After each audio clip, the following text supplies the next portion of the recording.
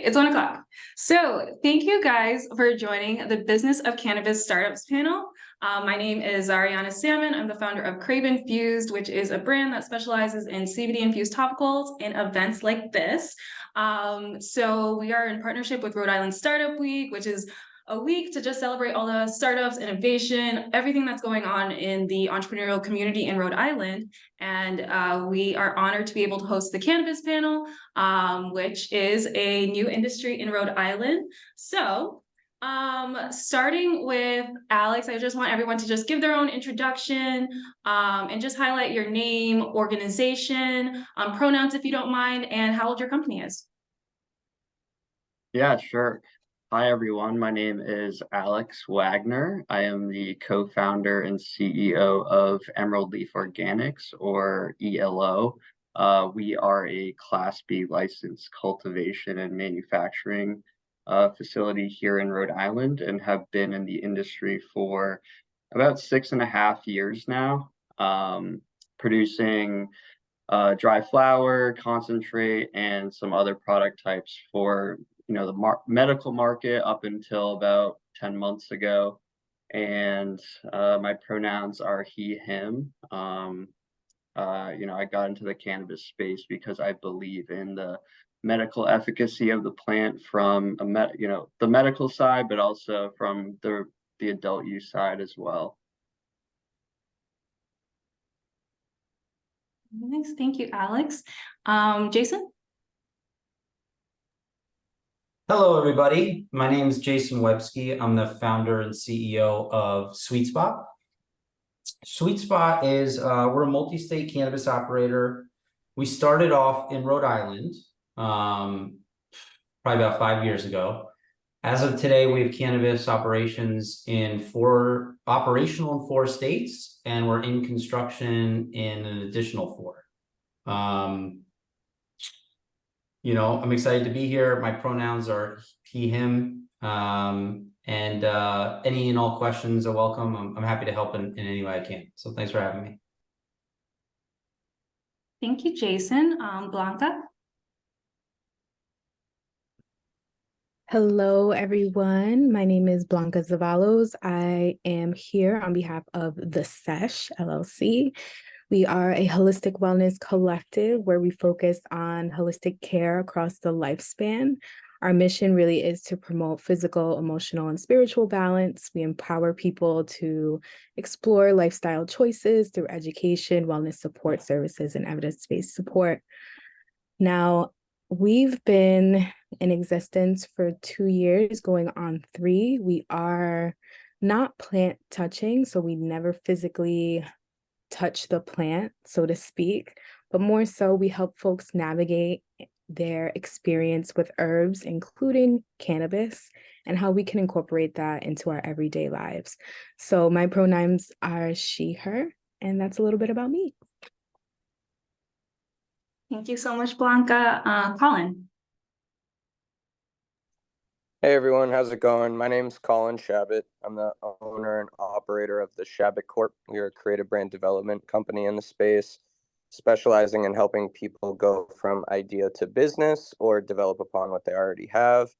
Some of you may recognize me from my time spent with Aura. I fill their director of marketing role, but I work with a lot of other brands in both Massachusetts, Rhode Island, Vermont, Maine, and New York. So I'm excited to be here on the panel, excited to answer some questions, and my pronouns are he, him. Thank you. Blake? Hello, everyone. I'm Blake. I'm an associate attorney at Greenpath Legal. We like to joke and say that we're the one-stop legal cannabis shop because we basically do everything for cannabis businesses. Our 3 areas of focus are estate planning, civil litigation, and small business, specifically for cannabis clients. We do have a main firm, Sheen and Associates, that's been around for over 25 years, but Greenpath Legal just started last year. So we help people in the cannabis space navigate their any legal needs or helping in the area. And my pronouns are she, her. And Keyla?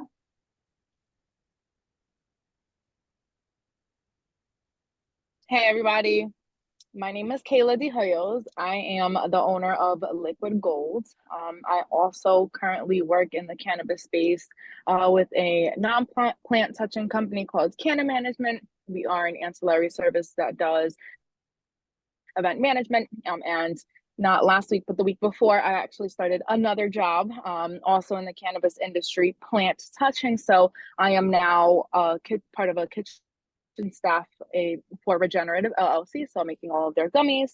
But with Liquid Gold, which I'm here with today, that's my own brand that I started off in the legacy market back in 2017, as soon as I graduated college, and I came back to Rhode Island, started making edibles, really flourished on that in 2020 during the pandemic. Then I took a little bit of a break from that, just went through some hardship in my family, but just through friends, motivation of friends, and just love for the plant and love for food, I got back into it. Again, I'm still legacy market. I've been making products here and there. I do infused and non-infused as well. So a lot of people do know me for my catering gigs, my non-infused catering gigs, but those people who do know me for my lovely infused treats know that they hit the spot. But definitely just here to continue to educate the consumer, to continue to bridge this gap between kind of like what the Seshh is doing, right? Bridging the gap between wellness and cannabis. And that's kind of in all sense of the word, if you will. And for me, food is an essential way of healing our bodies internally. And so with that, just looking for different ways to use myself and my brand to bring awareness to cannabis and what great benefits it has for us in all sense of the matter. My pronouns are she, her, they, them. Thank you, folks. So this is a starting out question for everyone on the panel. What is your why? Like, why are you passionate about what you do? So anyone can jump in just to answer this question. I guess I'll start. So I had a very interesting and quite disturbing journey becoming an attorney. But it all started, I am from, for those of you who know Rhode Island really well and Providence really well, I'm from Washington Park. So that is not the greatest area. And so coming from that community, I've always wanted to help people in my community reach their full potential, help the community be better, and actually work together. So with that being said, I wanted to see how I can do that. And that's part of the reason I became an attorney. So with what we're doing, at least in the small business space, I basically help people make their passions into a profitable business. So on the legal end, and sometimes I can help as a business consultant. So basically ways for me to help people and what I basically my 10-year-old self really wanted was to make sure that people can put their best foot forward in the community. And that one way is being a small business. Rhode Island, the backbone of Rhode Island is small businesses. So, and then obviously with the cannabis space, if we can bring that together, because cannabis obviously the people enjoy it on the rec side, but in the medical space, it really does change lives.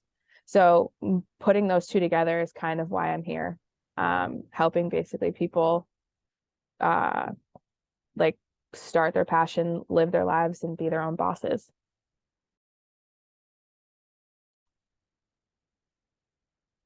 Would you like a second answer, or did you just want to do one? This question is for the collective group. Okay, cool.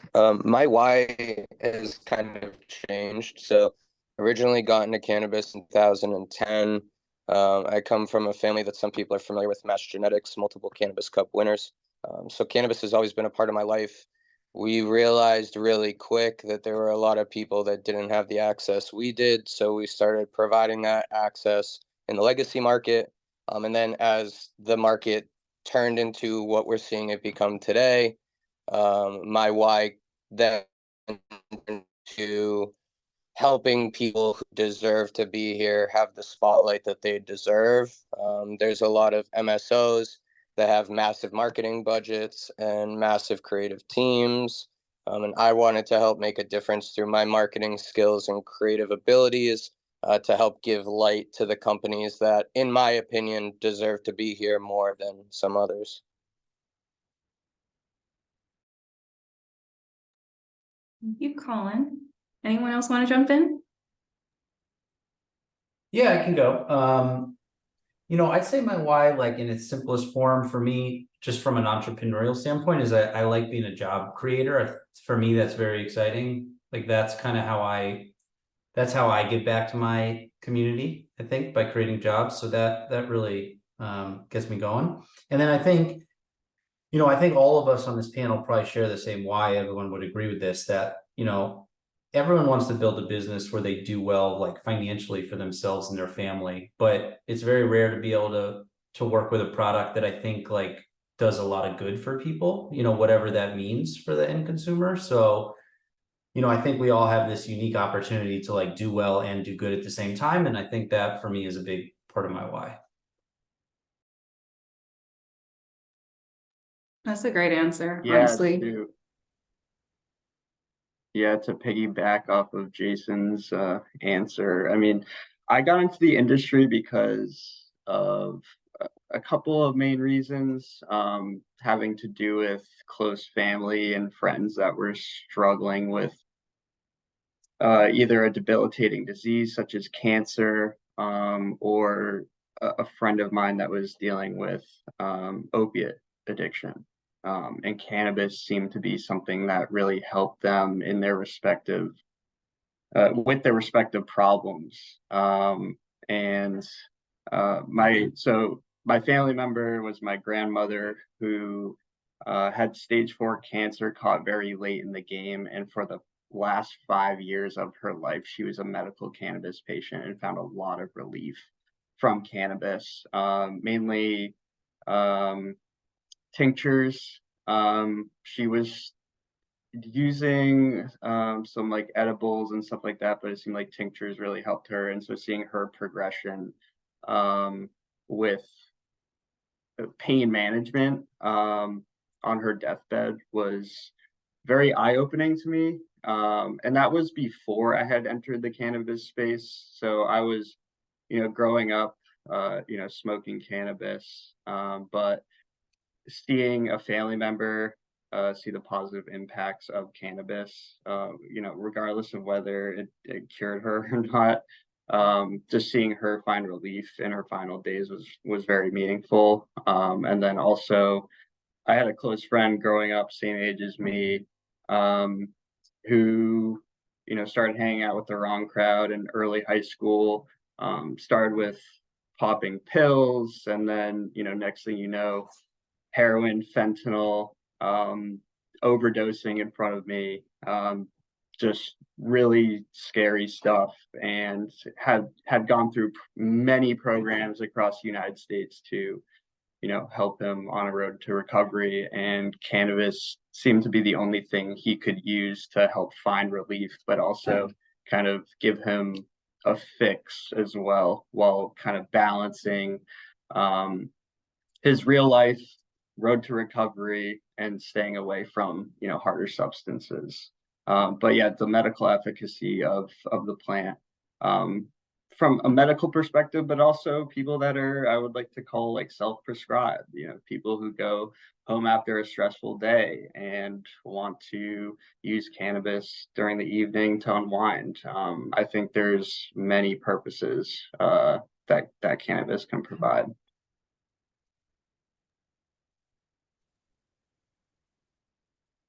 I had no I idea can- about all of that. So really, thank you for sharing, Alex. But Blanca, yes. Yeah, I'm like, thank you for sharing that. I feel like a lot of us connect to the cannabis plant through other situations that we've either been in ourselves or that we've been kind of forced to deal with in the moment. So thank you for sharing that. My why comes from having my early years straight out of college just be in the social work field.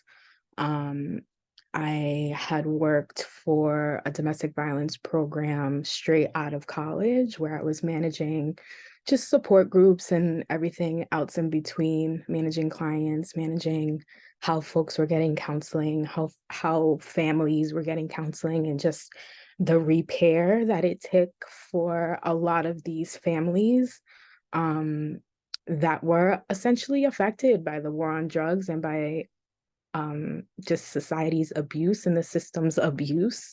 So my why came from having clients that got called CPS on them for using cannabis as self-prescriptions, right? Like we had all of these people, including immigrants, who didn't know how to deal with all of these problems and were consuming.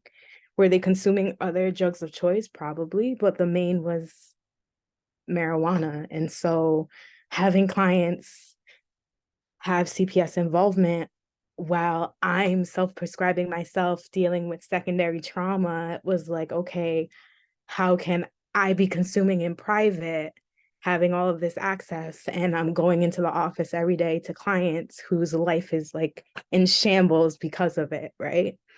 So after dealing with kind of, like I said, my secondary trauma and just the social work field and psychology and counseling and all of that, I figured, how can I legitimize my experiences, my guidance into information that people can actually understand, one, and two, can actually change the way that they consume. Excuse my dog, she's real, she's our security around here, so you might hear her in the background. She's downstairs though. But so yeah, back to my why. I created this company with two other co-founders who are also women of color. We all share that background of psychology and social work.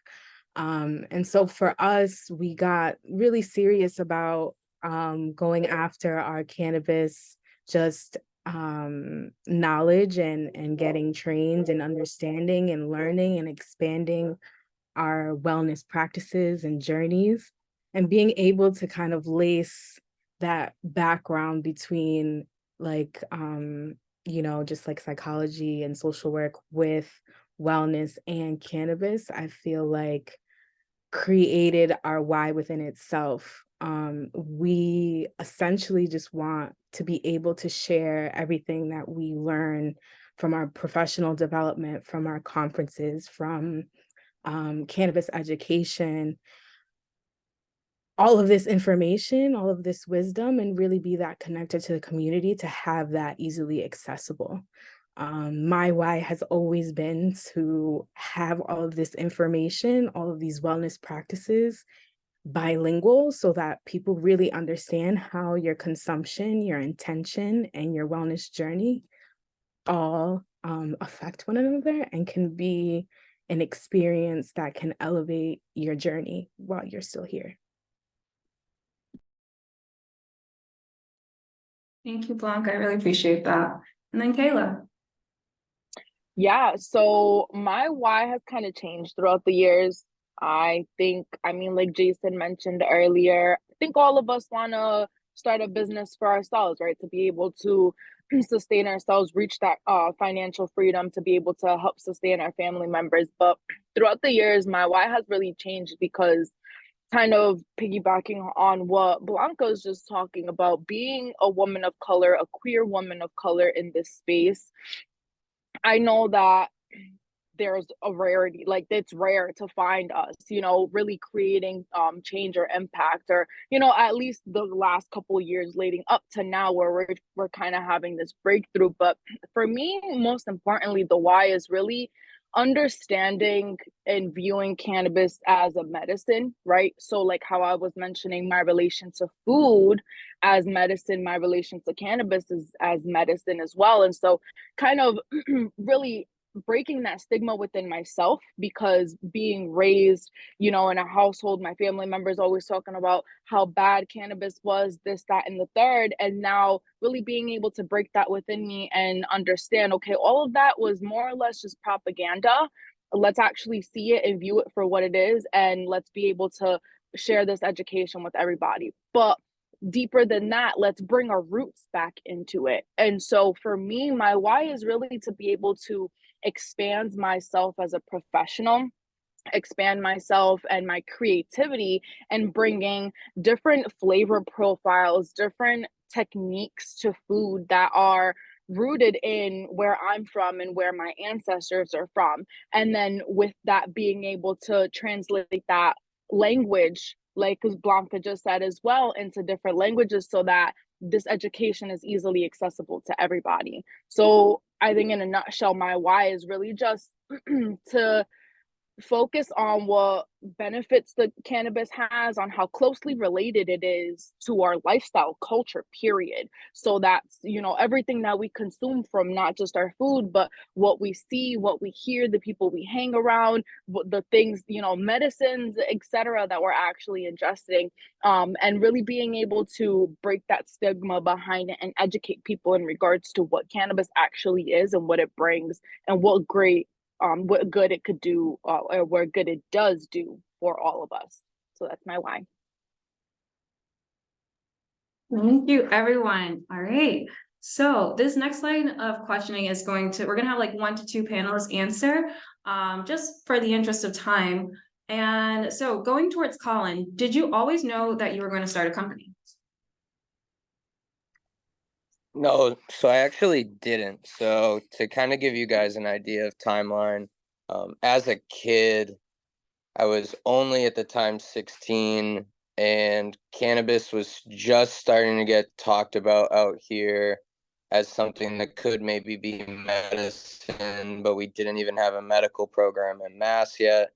Then the Mass medical program rolls out, and I don't think we realized how lucky we were to have, you know, the plants growing that we did, the knowledge that we had to grow such a quality medicine.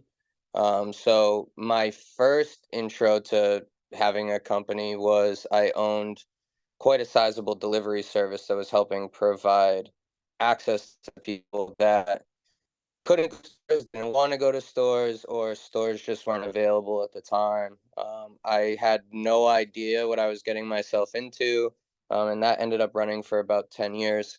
Probably on year 6, I started a consulting company that was primarily helping traditional market people build brands, simply because I was sick of providing help for free. And little did I know that snowballed into the Chabot Corp and what it is today. That helps a lot of both legacy and legal market and operators achieve their goals. So no, I definitely didn't see it coming. If you told 16-year-old me that we'd be here today, I'd tell you you're lying. So just happy to be here and excited to see like what the future holds.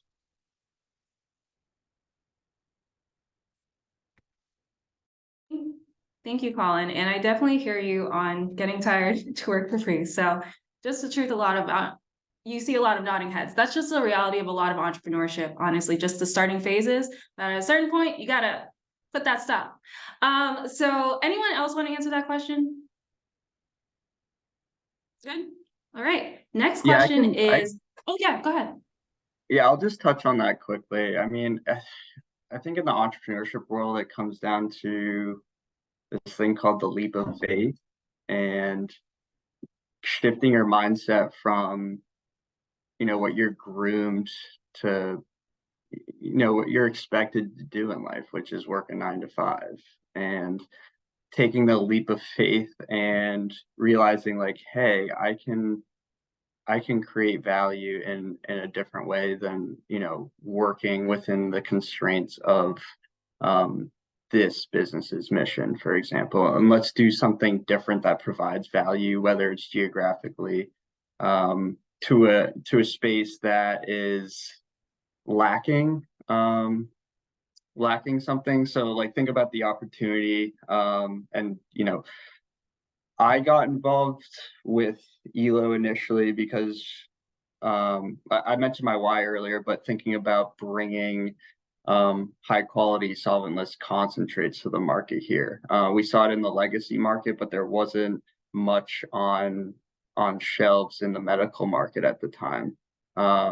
So yeah, taking that leap of faith, when I first got involved with ELO and the other co-founders, they were still putting together the application for the license here in Rhode Island, and I knew the two other co-founders from some organizations in school, but I was like, hey, I'm really interested in this. I see value in cannabis. I'd like to help you out throughout the summer.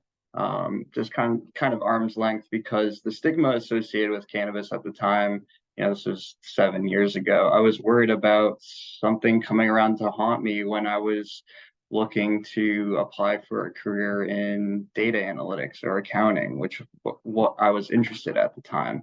But kind of letting go of that stigma and jumping into the opportunity after finding passion and vision and seeing the opportunity ahead of you. That's really what pushed me into this chapter of my life. Thank you, Alex. And I think a lot of us could relate to like jumping in this industry and like there's a stigma associated. Oh God, what are our parents going to think? But right now, seems like things are working out. So for the next question, this one is for Keyla. What has been the most rewarding part of being a founder for you? There's definitely been a lot of rewarding parts for sure. I think one of the most rewarding parts for me though is getting feedback from customers and just consumers in general, just having conversations with people and being able to share what I know with them. Those reactions that I get from people, because I'm not selfish. I don't do this just for me. I'm doing this for everybody else around me. Because if I'm okay, everybody else around me is going to be okay as well. And I think that that's really like one of the most rewarding parts, and I think that that's really what sets us apart from other people, who are trying to do the same thing, is because we're not doing it for us, we're doing it for others. So definitely, it's definitely like my top like most rewarding benefit of being a CEO. I mean, besides that, it's great when people are mentioning your name in a room full of people and you're not even there. And that actually happened to me not too long ago, where you really start to show how much your dedication and hard work and effort it starts get paying off, and just having that affirmation from the universe, if you will, is really like some, I mean, once the monetary starts to roll in, then I'm really that's gonna be the cherry on top. But again, it's not really all about that. I think for me, it goes deeper than that, and it's really just about helping other people and helping those around me so that they can be okay. Because that's ideally, at the end of the day, that's what makes me feel good. That's why I do what I do on a daily basis, and why I go home every day and I say, hey, let's do it again tomorrow. That was a great response. It gave me chills. Does anyone else want to answer that? All right. Moving on to the next question, which is for Blanca. What challenges still remain at this stage in your business?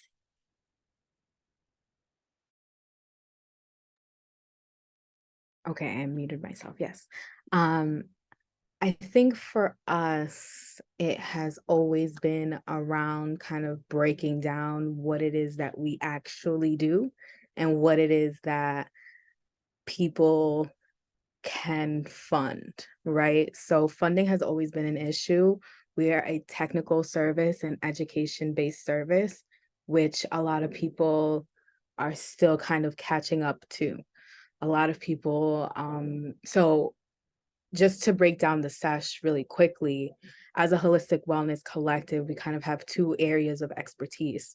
We have a cannabis expertise and we have a holistic wellness expertise. So within the wellness expertise, we have our herbalism, education workshops, herbal tea blends, our holistic practices. I'm a Reiki practitioner. We also do mindful breathing and guided meditations. On the flip side, on the cannabis expertise, we focus on merging those holistic practices with cannabis consumption as cannabis wellness. We do consulting one-on-one for folks who just need a little extra guidance that they might not be getting from their local bud tender, as well as just cannabis 101s that we offer in the community and so forth. Along with that, for the cannabis industry, we have also standard operating procedures when it comes to consumption training, consumption safety, employee training, and cannabis events. So with that, I think that a lot of people don't really know what to do with that information, especially here in Rhode Island. So Rhode Island just went recreational last year. A lot of people are playing catch up to see, okay, when are these retail shops opening? Where are all these cultivators coming from? Where can I best purchase my actual product from? With that, we all know that the consumer within themselves need education. People who are making these policies around the Cannabis Act and just cannabis legislation need education. People who are trying to build business ecosystems in Rhode Island need education. Funding has always been a point where it gets a little bit frustrating because the resources for small businesses don't technically apply to us because we have a weed leaf in our logo. And we've hit a lot of dead ends within the state of Rhode Island fairly quickly and fairly early, because when we were developing all of this was in the middle of COVID.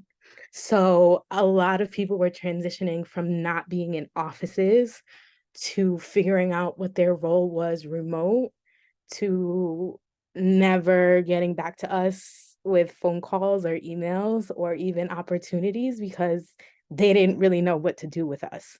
So bringing it back to the challenging parts about remaining in our business, all of those challenges still remain even 2 years later. So for an average business, you're able to market, you're able to do this, you're able to do that. When we try to do that, we literally get doors slammed in our face. And it's not easy, but we're here.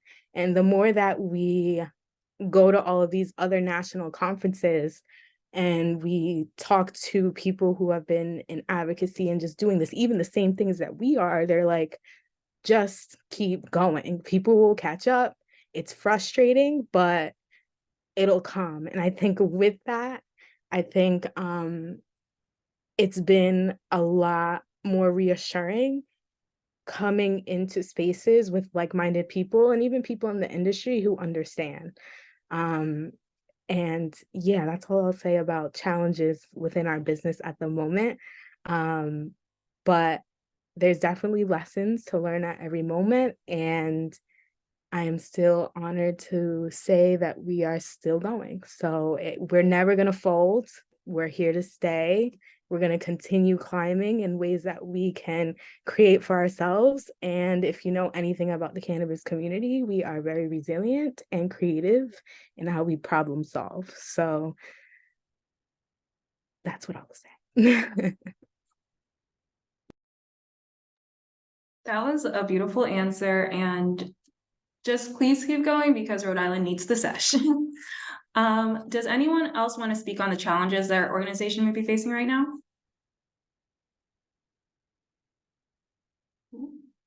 All right. So then the next question is for Jason.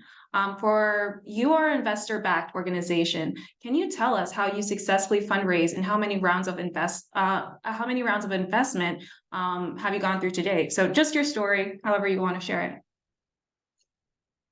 So, just like Blanca was saying, I think for all of us, access to capital is definitely the hardest part of the industry. I mean, after you figure out the whole regulatory environment, which is like nuts, what we're dealing with, most people don't have to deal with, but I think that's a sign of strength that we can build whatever we need to now that we're figuring it out.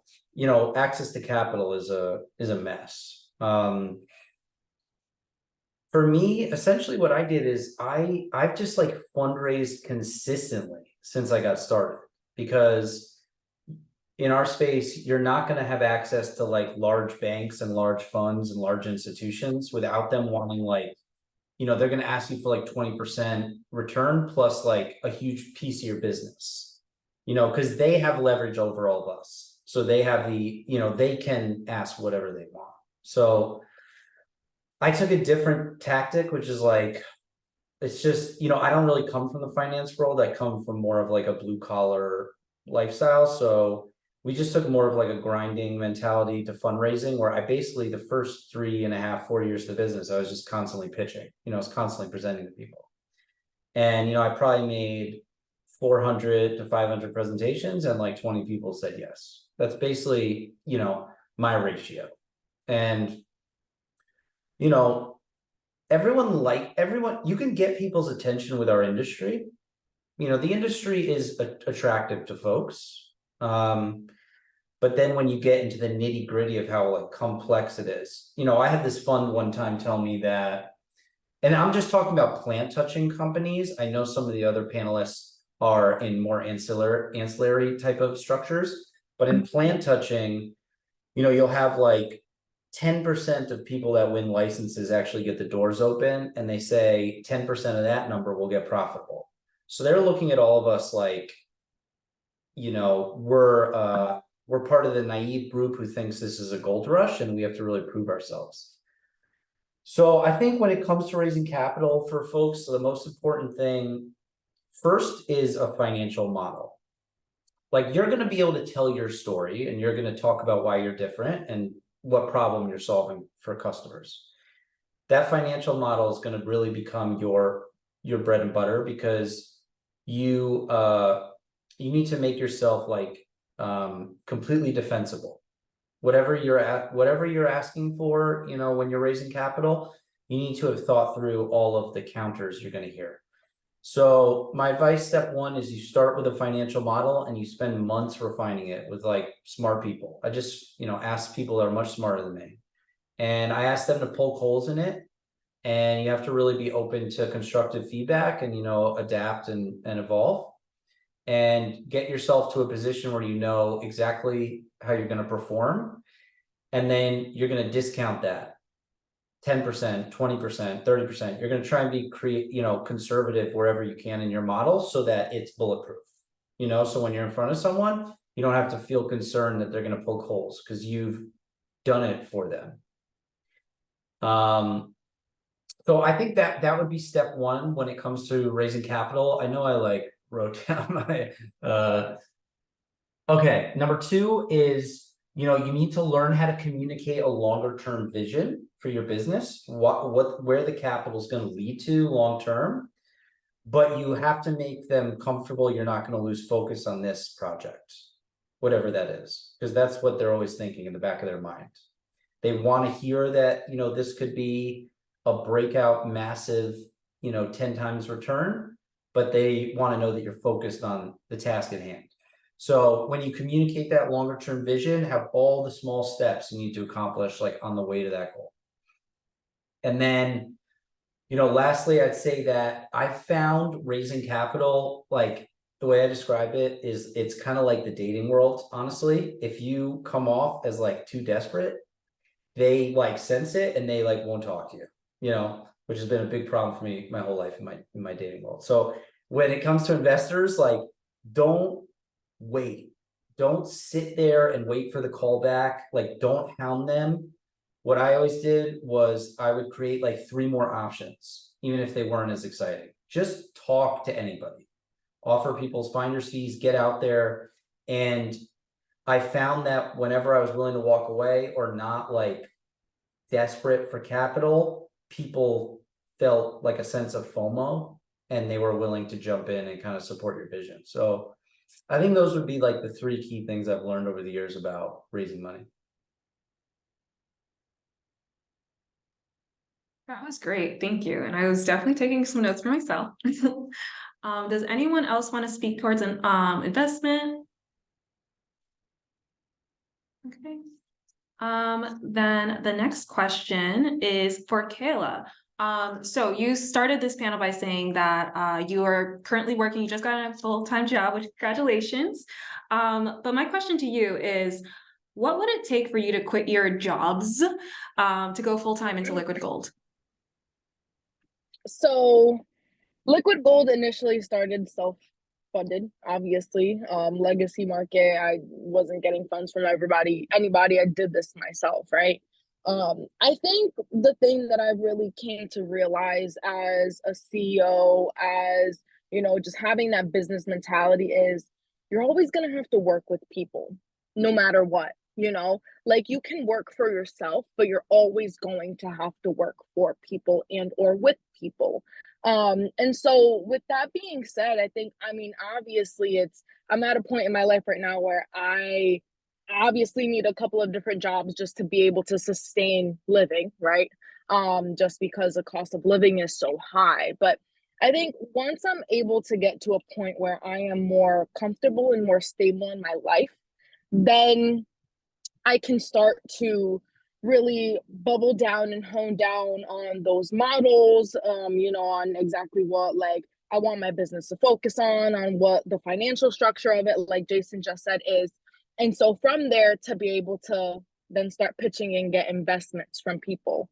I think that that's like the most difficult thing that I've had to come to terms with, if you will, as a business owner, just because I want to do everything by myself and for myself, but the reality of the situation is that this world is not self-sustained. You need to work with each other to be able to, get whatever ideas, projects, things flourish that you want to do and continue to build from that. So I think, in a nutshell, to answer your question, is just a matter of getting myself to a more stable point in my personal life so that I know that any business that comes up after me is going to be fine. Because if I'm fine, like I said earlier, if I'm okay, everything else is okay, right? And so being able to come to that realization, and then from there, what Jason just said about investing, about funding, looking for funding, looking for investors. I would probably go for a private investor instead of trying to search for banks or get loans or anything like that. Just because I would want as less, what's the word that I'm looking for? I would kind of want, I would want my company to still be as close to mine as possible, if you will.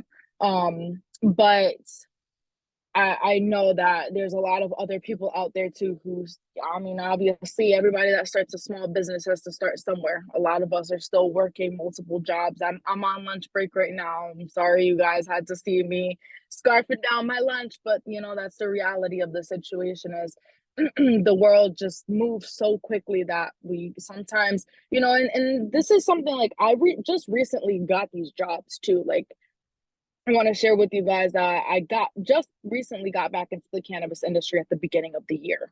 I started Legacy in 2017 for myself, and then I went into the legal market in 2019 working here in Massachusetts for a product manufacturer.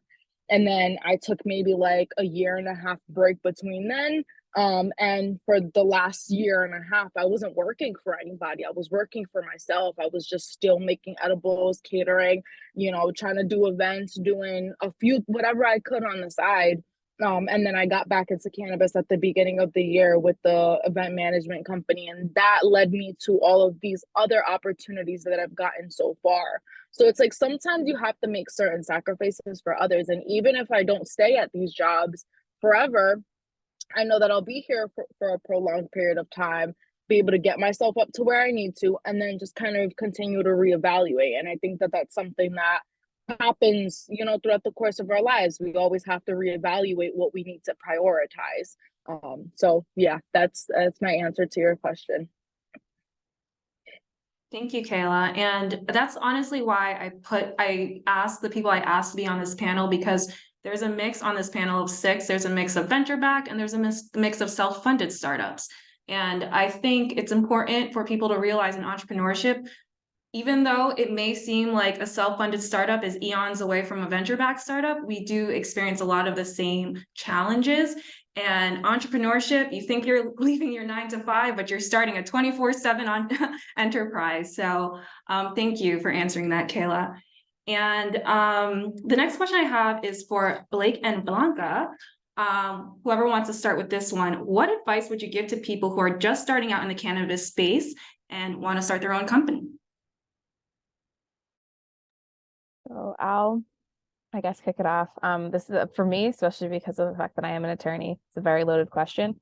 So I wrote down some notes so I could obviously, in the interest of time. The first thing is there is a mountain of work that needs to get done. So make sure that this is what you really want to do. Sit down, take the time.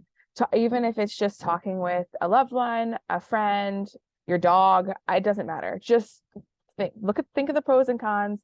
Think about what you really want to do, where the goal is. And I guess that goes into my next thing, is being realistic with yourself and being realistic with your expectations.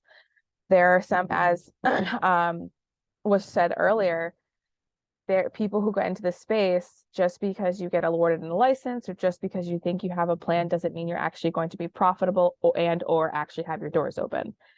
Understanding that like I said, there's a lot of work that goes into it. So understanding that, and small businesses, if you are successful within the first 5 years, you're doing better than a lot of small businesses. The 5-year mark is where they really say that people's businesses are going to take off. You're still learning, you're still processing, you're still very brand new within that first year to 5th year. So if you go into it with that mindset, then you'll probably be more successful than other people who didn't take the time to actually sit down and think about if they really wanted to do this. Get professionals in your corner. Get people that can, sorry, my dog is barking at the mailman. Get people in your corner that can help you. Like, I don't want to have a plug here, but that's what attorneys are here for. That's what CPAs are here for. That's what business consultants are here for. We are trained. We go to school for this. We have licenses for this. We are here to make sure that you're successful in whatever endeavors. And I can't speak for everyone in the legal community, but I am here. I am a human helping another human. So I want to make sure that you are successful in what you do.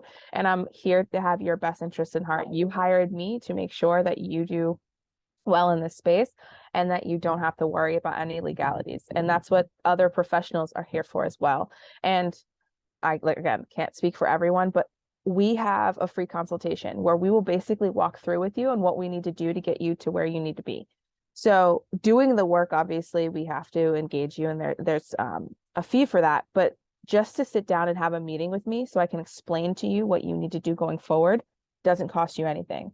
What does it cost you to not do this?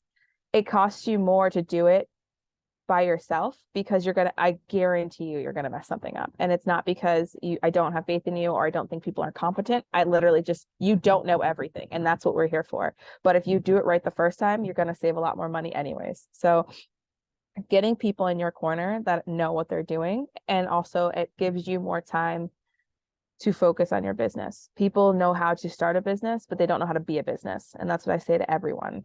Just because you have a passion and you have a thing in mind, and for example, right now it's cannabis. So whether that's plant touching or not, you know that you like what you do, but that doesn't mean you know how to be a business when it comes to your taxes, when it comes to your legal issues, when it comes to employment law, when it comes to contracts in place. I've only been doing this for a short amount of time, and I've seen some crazy things that I had to clean up. So just understanding that's what we're here for. And a lot of people do have those free services where you can sit with them and they'll just help you and walk you through things, and we're not going to nickel and dime you for everything. And then the biggest thing I will always say is, like I said, you have everything. There's so much work to do, and you have to have a lot of things in place before you can even apply, let alone actually get your license. And win the license in the lottery and then going forward. But the first thing I always say is make sure you have a location. If you want to have, because of the fact that we don't have other license types in place right now, and dispensaries are what we're really talking about, if you do not have a location, it's not going to end well. Or if your location's in a spot where you need a special permit or anything like that, like we do zoning. So making sure that you get professionals in your corner, you have a location secured, or at least you're in the process of securing, and being realistic with yourself, because you're only a human, you only can do so much. making sure that you actually have the capacity to start this business and make sure that you don't get any legal trouble is really what I guess my advice would be.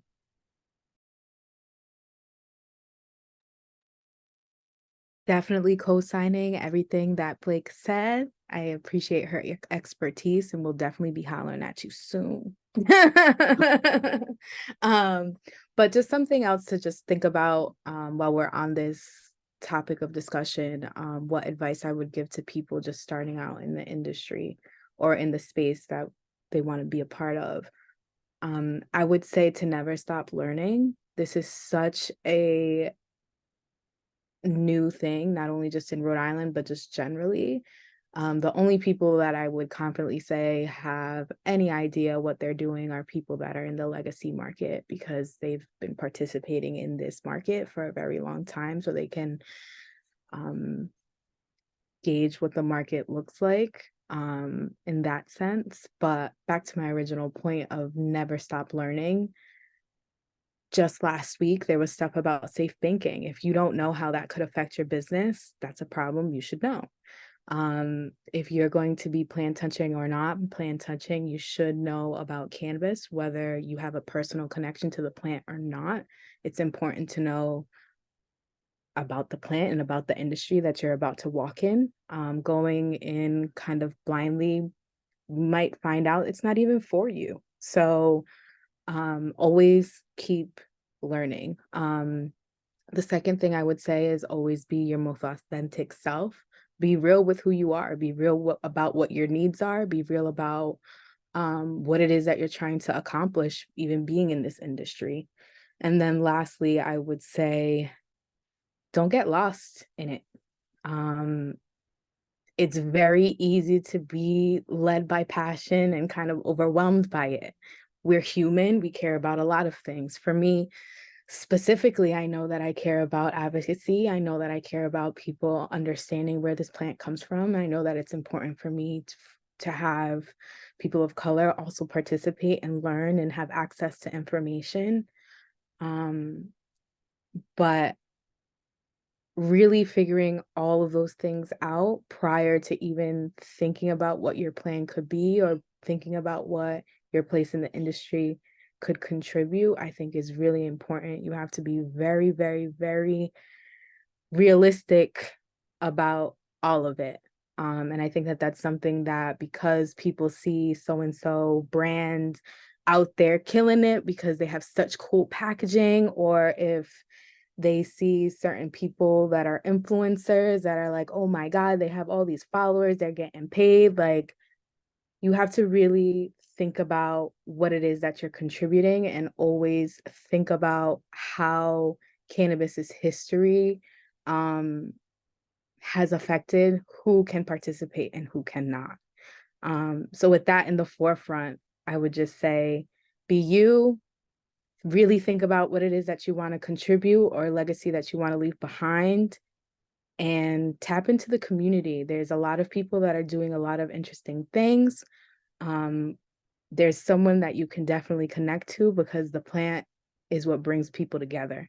So with all of that in mind, just let your moral compass activate and take and walk your path and your journey in the industry, how you feel it is that you fit in it. Thank you so much for that answer, Blanca. And the final question before we get into the Q&A is, how would you all like to see the cannabis industry evolve in Rhode Island? We're almost 1 year into rec, and we're a lot of times we say in the cannabis industry, we're in the wild, wild west of cannabis. So what would you like to see within the next 5 to 10 years in Rhode Island? And this question is for everyone, so whoever wants to jump in first. I can hop in and Oh no, Colin, go first. okay, cool. So for me, I would love to see some more equity programs become available to help bridge that gap from legacy to legal. Although I will say, out of all the states I work in, Rhode Island really did a good job off the jump of giving opportunity to people who already had stake in this market. So hats off to Rhode Island on that. But the one thing that's definitely missing that I think a lot of people are patiently waiting for is social consumption. Myself, as someone who's been sober from alcohol for 8 years, I don't want to go to a bar and drink, but I do want to go out. So I would love to see some cannabis infused experiences, whether that be a cannabis nightclub, lounge that has, jazz music, or even just a place to co-work, network, and, take care of business. Social consumption, social consumption, social consumption. That is really, really, really what I want to see.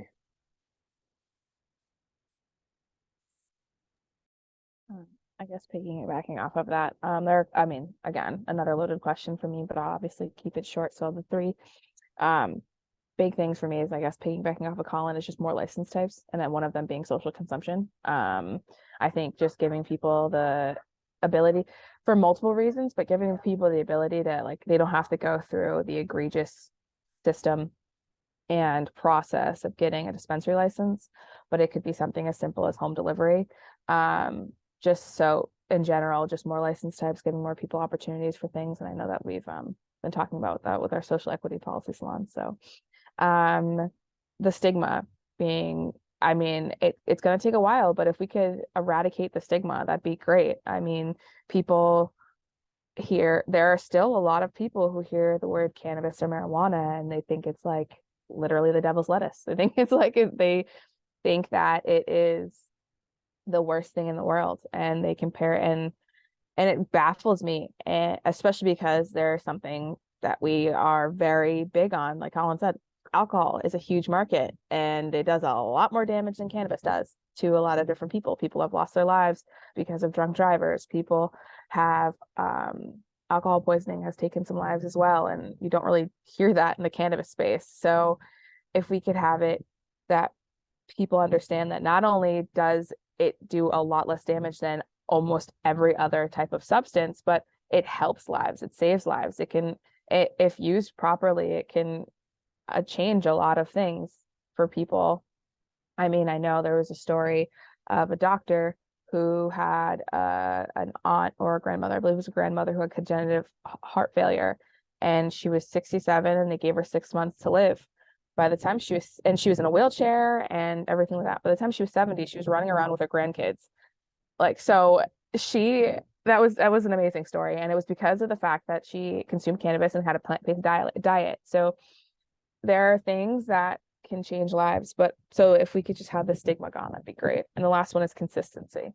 If people in the market could be consistent, making sure their product rotation is where it should be, that their products are quality and they're not sitting on the shelves, and making sure that people don't get sick and things like that. And I think that also will play into the stigma. If people have quality control and education, which is what Blanca's here for too, is like, if that can be more of a thing, then I feel like the stigma would start to go away, because it would be consistent and people wouldn't have to worry about things being leased or moldy or things like that. So yeah, just more license types, consistency, and stigma. I'm just gonna hop in really quickly, just because I do have to go back to work. My lunch break is unfortunately coming to an end, but social consumption, I'm all for that. Colin, definitely agree with you 1,010%. Blake, more of those license types, right? As a product manufacturer right now, I want that in Rhode Island. Like, I want to be doing this shit for me there. And so, that's like super important. I know that we're gonna get there within the next couple of years. It's gonna take a little bit, but and I think beyond that, the most important thing that I really, really, really want to see in this space is more understanding of where cannabis comes from and how it initially got the stigma that it has. I think that once people are able to understand where cannabis is coming from and the transition into, this plant being this horrible thing, but just really because it was a propaganda and, for the alcohol and the tobacco companies and big pharma, I think that we'll really see that huge change in the way people view cannabis if they know where it's coming from. like if they know the backstory behind it and what's given it its name now, if you will. So those are like the top three things for me that I really, really want to see change within the next 5 to 10 years. And like I said, I know that it's coming, it's gonna be slow, but we just gotta keep going at it. I am gonna log off though, everybody. So thank you all for being here today. I really appreciate every single one of you. Zara, thank you so much for being such a wonderful human being and for making such a huge change here in Rhode Island, somewhere that you're not even from, but you have so much connection here. And, you know, from when I first met you, it was like this automatic connection because, you know, we have a similar mindset and, you know, we all want great things out of cannabis for each other and for everybody else. So with that being said, I am logging off. I'm pretty sure Zara is going to send like a follow-up email with all of our contact informations. But you guys can find me on Instagram at ZOE_KEYLA or at LIQUID_GLD as well for my business, Liquid Gold. And yeah, I really hope to see more of you guys in the industry, can continue to network, and I'll talk to you guys later. Bye, y'all. Thank you so much, Kayla. And Jason and Alex, would you like to share how you'd like to see the industry evolve? Yeah, you know, I think we need more retail stores in Rhode Island, obviously. I think, you know, when you look at data points for how markets grow state by state, it's all about access. So I think as we hit this next tranche of like new retailers popping up, our market as a whole in Rhode Island is going to grow substantially. And then, you know, I'm looking forward one day, you know, for the right to cannabis, you know, for cannabis companies to get involved in the events space. You know, I think whether it's sporting, you know, sports games or, you know, music venues, you know, I think there's a whole industry that's going to evolve there. So I'm very excited for that to come to fruition. Yeah, I think a lot of the points touched on already so far. You know, access, so access to more licenses, but also different license types. As well as, you know, people adversely affected by the war on drugs, specifically cannabis, gaining access to the industry. And then stigma associated with cannabis, I think that can be solved through education, which I think, you know, we're still at a very immature point within education in the cannabis industry. You know, there's still a lot of research to be done, but also just the mentality of consumers going into a dispensary right now and saying, hey, I want an indica or a sativa, and what, you know, what's the THC percentage of this product that I'm looking to buy? You know, those are kind of the measurements that people are using right now to purchase product. And, you know, you obviously have connoisseurs and you have people that are more educated, you know, having experience in the legacy industry that, you know, want to touch on different qualitative values of a particular strain or product type. But in general, I think there's a lot of education that needs to be done, as well as people realizing that they can come or they can walk into a dispensary if they're over 21 and purchase adult use cannabis. I think there's a lot of people that still don't know that Rhode Island is legal and are going over to Massachusetts still. So yeah, I think it's a combination of everything that's been said. You know, I think there's a great future here in Rhode Island, being a small state. You know, we can have a immense impact on how it's shaped. I just want to add one more thing because I know that everybody kind of hit the nail right on its head with everything that's been said. But aside from that, just having less barriers to entry and maintaining that, because I know that it's expensive to constantly have to test your products. It's expensive to constantly hold on to your licensing. It's expensive to just, it feels like, to exist in this space at the moment because we are so immature in our market. But less barrier to entry, and then licensing types. I think Rhode Island specifically, as a creative capital and as this kind of melting pot of cultures, we're very unique in what we offer for tourism generally. I think combining it with cannabis tourism, I think would just generate so much. Being able to consume, do tastings, have a food tour, like having places that you can lodge that are cannabis friendly, I think it would boom here. And I think that a lot of people are not even having that realization just yet. But folks who have been in it for a while, and even folks who are regular consumers, we're all seeking that same community where we can be in a space where we can consume freely and not feel like you have to rush out of there or hide that you're smoking in the smoking area, or like just feel like you can't go out because you're not a part of that nightlife type vibe anymore. I know I'm not really anymore myself, but I would say, yeah, echoing cannabis wellness, tourism, licensing types, less barriers to entry, I think is all something that could be possible here. Thank you, Blanca, and thank you everyone for sharing your perspective on how we'd like to see the industry evolve. And with that, the panel session is wrapped up, and any questions in the chat, feel free to load it. We have one from Chandra, my question is, how can outside states expand into Rhode Island, and what is the word on micro licensing? So does anyone want to take that one on?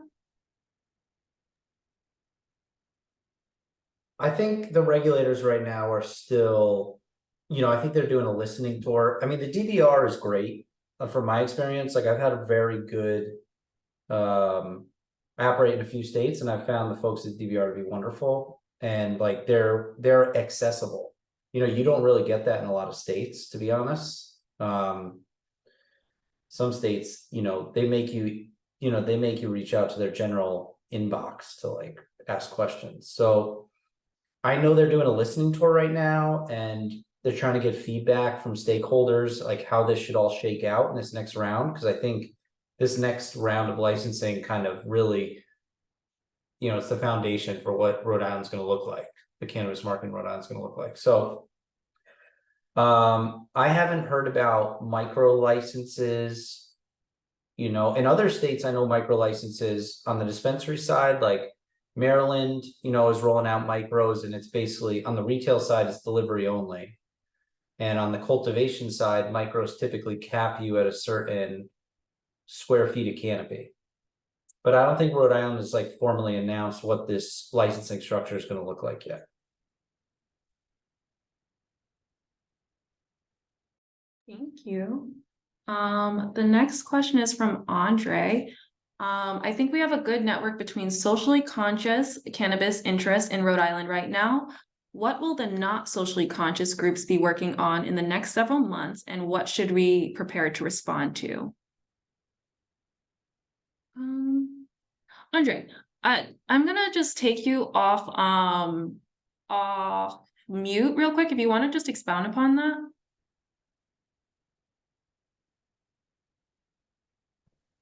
Hey, yeah, I guess, we're talking about, they're doing listening sessions. We don't really know what the licensing applications are going to look like. We don't know what different licensing types are going to look like. So we're all here talking about the things we want to see and add. What are the people on the other side of this? Not necessarily just MSOs, but generally moneyed interests, people who are not from the community, people who, less diverse applicants. What are they going to be advocating for, and how do we sort of work within the politics of that? What things is it okay to compromise on, and what things do we really need to stand firm on? Does anyone have an answer to that? Oh, I can try. and I hope well, either one of us. Jason, you can try first. Yeah. No, please go ahead. So I guess a big thing is, I know that right now a lot of the dispensaries, I can't say all of them, but I know that through the rumor mill, I guess, a couple of them were very much hoping that this would be a slow process. So that way, obviously, competition is a very small market. So I think it's one of the things of a way to compromise is trying to find a way to not step on people's toes. So that way people obviously can get in the market and have a fair share of the pie. The biggest I think that people don't realize is that, yes, there are still, like we talked about stigma, there are still some people who are not in the market yet, who I know people who consult just to help people get out of their barrier, that are scared to consume because they think it's, again, this big scary thing. So part of that is just understanding that there's a bigger market of consumers than people really understand. They just may not have been broached yet. So like Rhode Island's, I think we're in the top 5 most densely populated states. So there's going to be, if people take the time, there's going to be a way to get, obviously competition is competition, but that's where other license types come in too as well. So like if there's only dispensaries, that's where the competition is going to be. But if you have social consumption lounges and you have other things like that, so that's where we can really give some pushback on what people are advocating for when it comes to maybe having a smaller market within like retail spaces and selling spaces. And also like making sure, and that's what obviously like outside of this work that advocates have been doing towards getting people more diversity in the space, is that obviously people with a lot of money can buy out licenses. So obviously that's where the lottery plays in, that's where advocacy plays in. So compromising, like there are things we should stand firm on when it comes to like pushing back and making sure that people have opportunities and there's a more diversity in the pot. But where you can compromise is saying like, just because we're here doesn't mean we're going to take everybody you have. Where you market and how you market to certain areas, certain people.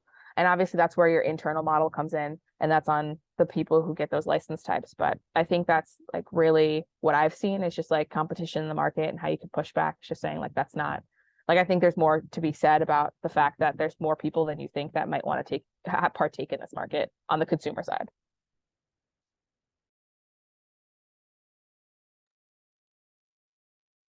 I think what Andre's alluding to when he says socially conscious, and I think he asks like, what do other people, who's representing other people? I think what he's talking about is kind of, across the East Coast, there's a big push on, social equity and inclusion in the cannabis space.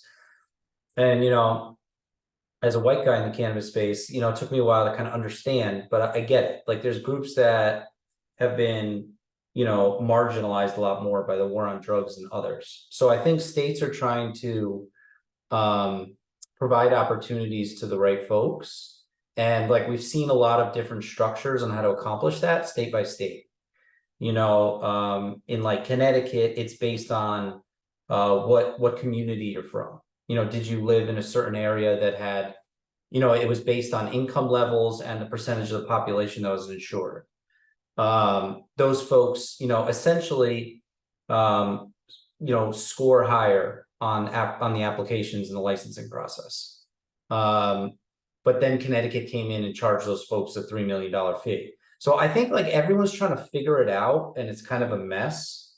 One of the, I think the initiatives, and we see this a lot with like bureaucracy, like initiatives come from a good place and, there's a good sentiment, but then you look at a place like New Jersey where 1,000 licenses have been issued and only 40 stores have been able to open. So I think it's important to like create a structure, and I think states are still figuring it out. So Rhode Island has the opportunity to do that, where you make sure that these businesses get launched by folks that have been marginalized, but you make sure they have enough support so they can succeed.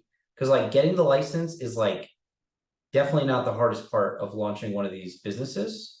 And I think that, Andre, like is one of the key conversations that like regulators are having behind closed doors. And I don't know if folks like us get to participate in it too much, but I think what like New York has done, which might be the right way to do it, is like you give folks that come from certain communities the chance to open their businesses first, from a timing perspective and be a first mover. And now it seems like New York is going to let everyone get into the space soon after. So Rhode Island, I'm sure, is looking at all of these examples, and each state keeps getting better and better, we're seeing. Thank you, Jason. And we have another question from Chandra. How are we going to get poor people in legacy into a legal market? Which you kind of went into a little bit in your last response, Jason, but does anyone else want to answer that one?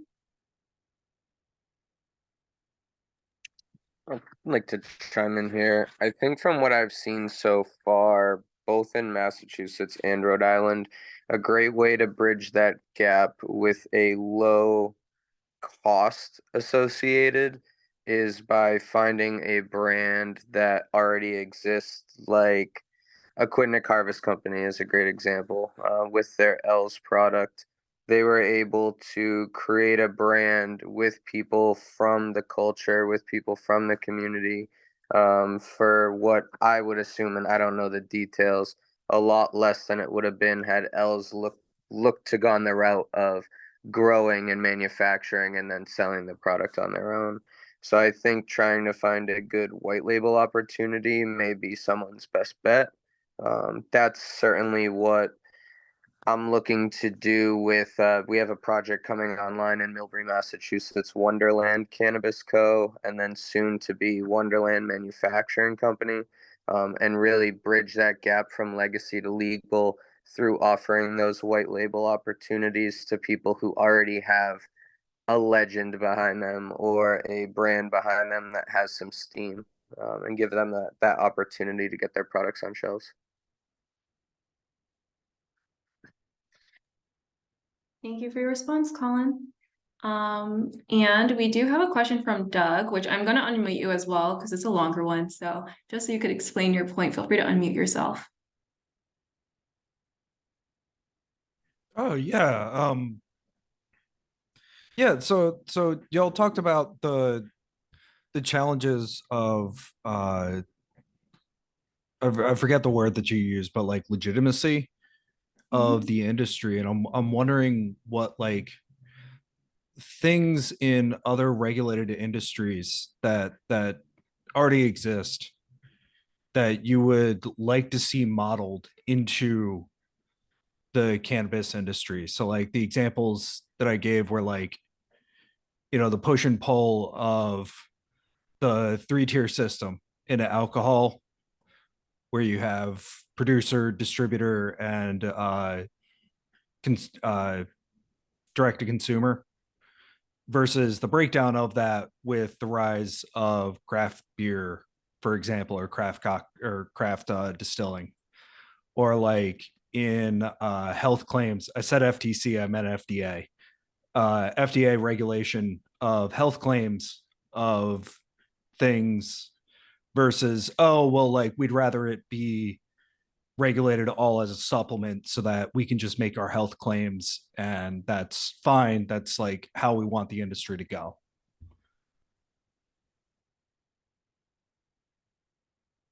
Anyone want to take that one?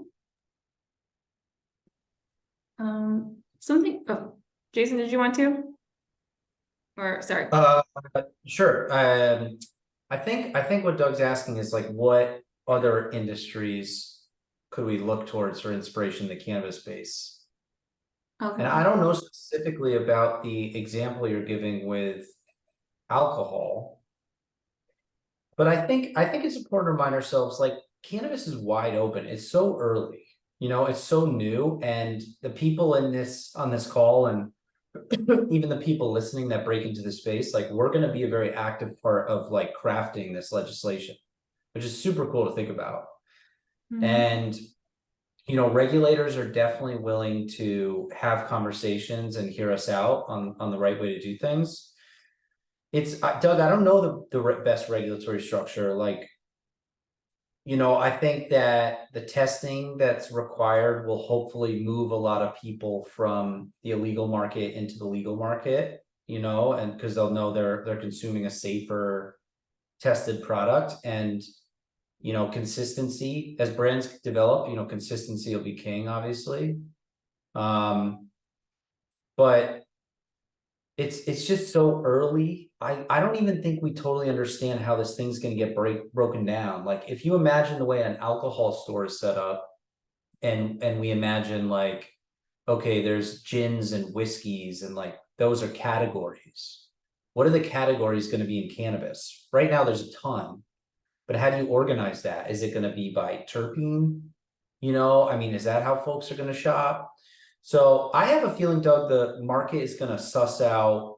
Consumers are going to keep driving the market to be shaped a little bit more about how they want to shop and what they want to buy. And regulators are usually pretty reactive, you know, more than proactive. So I think that that'll kind of build a system for us. So that's my take there. That was a really great take. And I could also piggyback off that once quickly, just saying that it is in the bill that in a lot of the bill, they're comparing the cannabis space to alcohol, the alcohol industry. However, we all know that the cannabis industry is a lot more stricter than alcohol at present. And there is a part of the bill that says that cannabis or any controlled substance would be eligible for the tax breaks or benefits that other pharmaceutical industries have. So essentially what that's saying is that cannabis in Rhode Island can have the option of being tax-free. So that's outlined in the bill, they're just not implementing it yet. So like Jason was saying, this industry, you know, we have the opportunity to write regulations and really meet with the decision makers. And I think that's what's so special about Rhode Island. And we have like 10 more minutes left. So I do want to just open this up for any more questions. Good. All right. Well, I wanted to thank everyone that came out today. I think we had about like 24 people on. So that's really good compared to, I heard other Rhode Island Startup Week numbers at like 7 for the virtual panels and things like that. So we're doing good. And also, if you want to get involved with any of these fabulous organizations, feel free to share your socials, LinkedIn's, and all that stuff. Before we officially close to the panelists. And again, thank you to the panelists for taking the time out today. Great. As Kayla said, I'm going to send out an email with all the panelists' information and all that stuff. But again, thank you everyone. And yeah, year 1, cannabis in Rhode Island. It's the Wild Wild West. And thank you, Zara, for hosting. I know that we had to be virtual. Maybe one day we'll take up big ass stages and just really talk all of our ish, but this is a great start, and I'm happy that we were able to get cannabis as a part of RI Startup Week, and we're kicking it off on a Monday. Hopefully we'll see everyone throughout the week at some networking events. Thank you for having me, and again, thank you, Zara, for hosting. Yes, thank you, Zara, so much. Thank you, Zara. Thank you, Zara. Appreciate you involving us. Of course. And I hope you get to smoke some weed after this. All right, guys, you have a wonderful day. You too. Bye, everybody.